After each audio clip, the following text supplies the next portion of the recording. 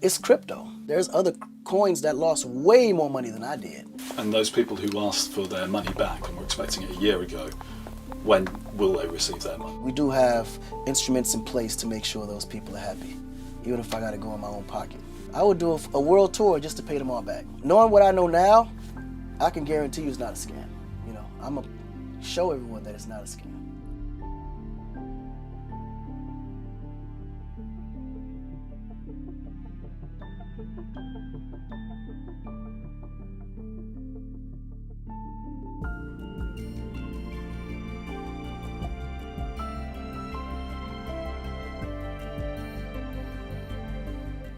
We want the big skyscrapers. We want all of that because my goal is to try to build something that people deem impossible in Africa, right? I was raised in Senegal, and I was more out in the rural areas. I think the one thing that I would have changed was I would have gotten more things in place before promoting it. Because one thing I realized was that, especially in Africa specifically, there's a lot of people that's not knowledgeable of how these things work and the processes that it takes to, you know, to build a city, or a process that it takes to, you know, successfully, you know, pull off a project this large. And even myself, I was learning a lot moving in. You know, I learned a lot as I was going in, but I would have definitely had a specific timeline as to when to unlock certain information so it actually worked with people's expectations. But ultimately, the idea is to make sure that the buildings that are there can be not only sustainable, but they actually work for the environment, and they're actually usable in so many different multiple facets. So what will your role be in Akon City and the Akoin project moving forward? My role more so is pretty much creator, ambassador. I plan to retire in that city. I want to make sure that I'm, you know, fully involved in the process of, you know, things that's being implemented there. I don't like to use the word the king of the city, but that's what it will turn out to be, you know what I'm saying? And I'm hoping that the city eventually has so much impact that I can actually influence politics in the country to allow better things to be managed properly and things to be handled a certain way that I feel that would benefit more of the people. It's been talked of as the $6 billion city. So how much will it really cost? Now, that's the thing. When I first pretty much put together the estimate, that was the estimate I put together, which was $6 billion. But I was like, whoa, this might not be enough. No, I'm just joking. But ultimately, as we got the professionals involved and more people, and the people that kind of did this knew what it was, I kind of did a roundabout figure, but with their with their expertise and kind of doing what they needed to do. And as the studies came back, we realized it might even scale out as we go, because it is a city and it won't stop at the 55 hectares. So we decided to start with the first 55 hectares, which will come to probably approximately 600 million actually to start.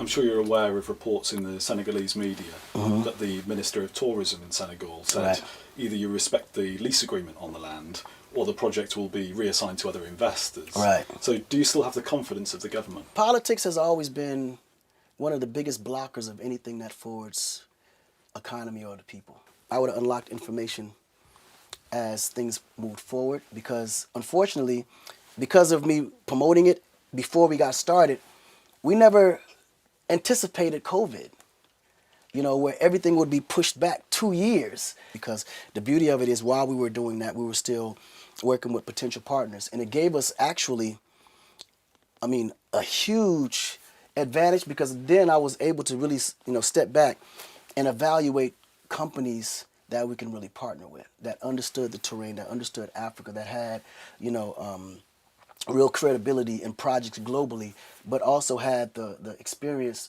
to bring the kind of people we needed on board to kind of get that project going. Because had that not happened, I think I would have made some really fast decisions that I started making that allowed me to kind of wind back and say, whoa, hold on for a minute. Because I'm glad that happened, because had it did not happen, I would have made some decisions I probably would have had to unwind for sure. But now we're lined in with all the right people. We sent a team down onto see what Akon City was like, to Right. speak to people there, and what we encountered was that some people were disappointed by the delays that they were Right, experiencing. right. We Yeah. spoke to old people, some of them were concerned they would never see the city. Right, And we right. spoke to young people, and you'll know this, a lot of young people there have their qualifications, they're very excited about the presence of a city coming into their lives. What assurances can you provide them that this is going to happen? I think with the elders, it was a slight bit challenge in the beginning because there were so many people that occupied that land before us, you know, and never did anything with it. And I completely understand. And I actually, you know, I was riding with them because that was one of the reasons why I grabbed that land in the first place, because it was just prime land that was just constantly being taken advantage of for political agendas. So we wanted to be the first to actually do what we say we were going to do with it. And when that delay came, it naturally made everybody alarmed because before the delay, they saw boots on the ground doing studies, doing this and that, and all of a sudden they just stopped. Okay, so when will we see construction work start on Akon City itself? So the construction work, that is yet to be fully calendared. We'll start creating a scheduling according to when the studies all come back. So from the environmental studies to the sand studies, soil studies, all kind of studies that I don't even know what studies mean anymore. But ultimately, once they get all the results from there, then from there they'll kind of do what they do. Engineers get all locked in, and then from there they'll put together a construction schedule according to when the studies all come back.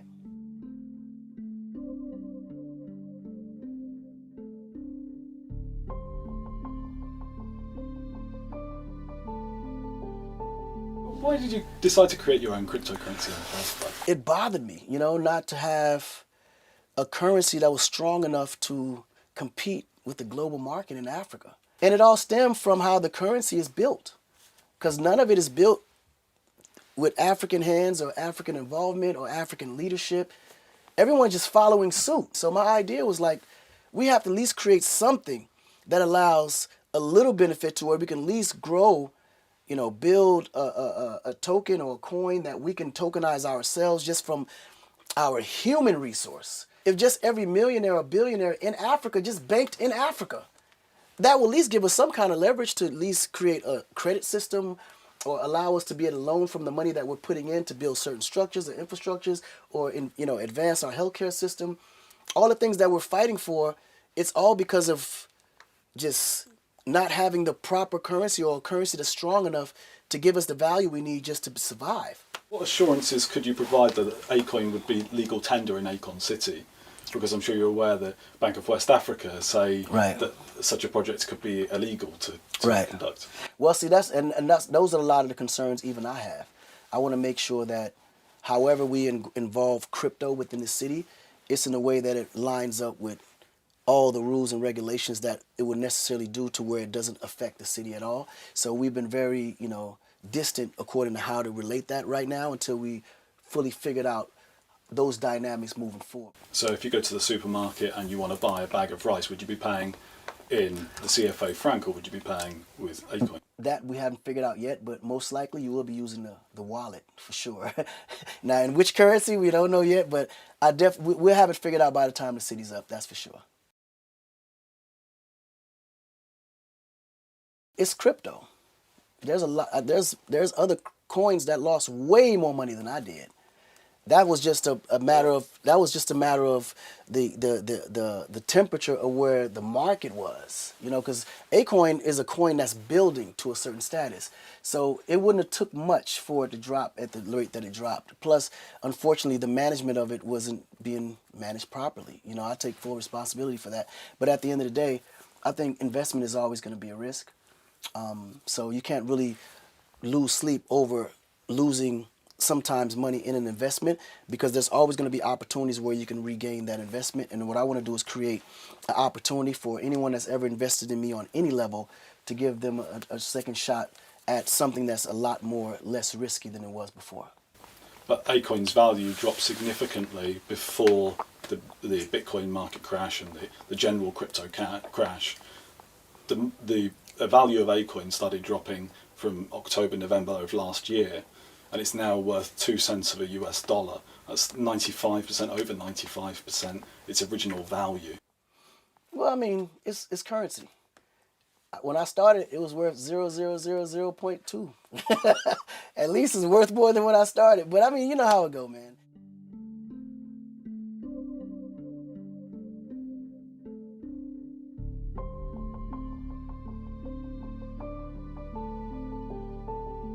You'll be aware that there was a project that Right. started before the release of Akoin as a cryptocurrency. Yes. And it was called Tokens of Appreciation.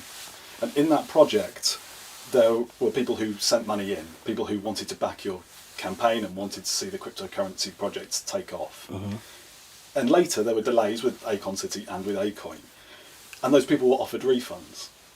Now, I've spoken to a number of those TOA or Token of Appreciation holders, and a year ago they were promised refunds and they haven't received them yet. Unfortunately, me being who I wasn't monitoring the situation, and I wasn't as hands-on as I was supposed to be, or as I was led on to be, because I was the face, and this is, you know, my idea, my dream. Now everything is under new management. All the people that did have tokens, we made sure that we got in contact with everybody to make sure that as we're building the super app, that whatever their contribution was to Akoin, that same equity value will be, you know, contributed back to them in this new project. That was for people who chose that they wanted to stick with the project. Some people were offered a chance, if you wanted a refund now, you could leave. And they said, we would like to leave. We've put in hundreds, sometimes thousands of dollars, and we don't believe in the project anymore. And for those people, they asked for that money last year in 2021, and they've still not received it in 2022. Were you aware of that? Now that I wasn't aware, because I know all the people that I knew that was on record. We definitely met with everybody, and this was the agreement that was actually agreed on. So if there was anyone outside of that, I definitely wasn't aware. And those people who asked for their money back and were expecting it a year ago, when will they receive their money? Well, that I'm just literally on everything finding out. So I'm gonna definitely get more involved and figure out what that's about. But we do have instruments in place to make sure those people are happy, even if I got to go in my own pocket. I'm dead serious. You'll pay out of your own pocket? Hell yeah, I would, because they believed in me. Why wouldn't I? You know, I would do a world tour just to pay them all back.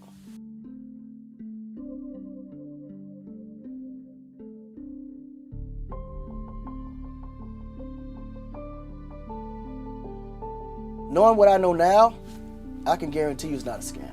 You know, I'm going to show everyone that it's not a scam.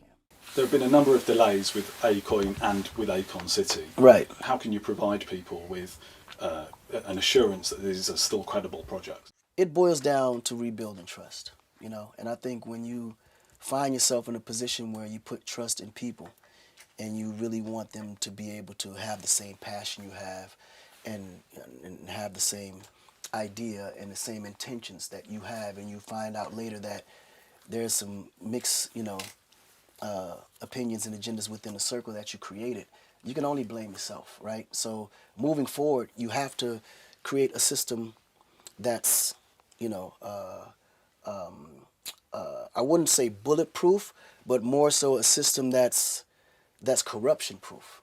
I'm willing to be in a position where I have to put my name, my legacy, and everything I built to make sure that moving forward, that anything related to Akoin and Akon City is going to be secure enough for anybody to, you know, to come and invest and be a part of. Because at the end of the day, I want to set it up to where I'm the only one that takes the hit.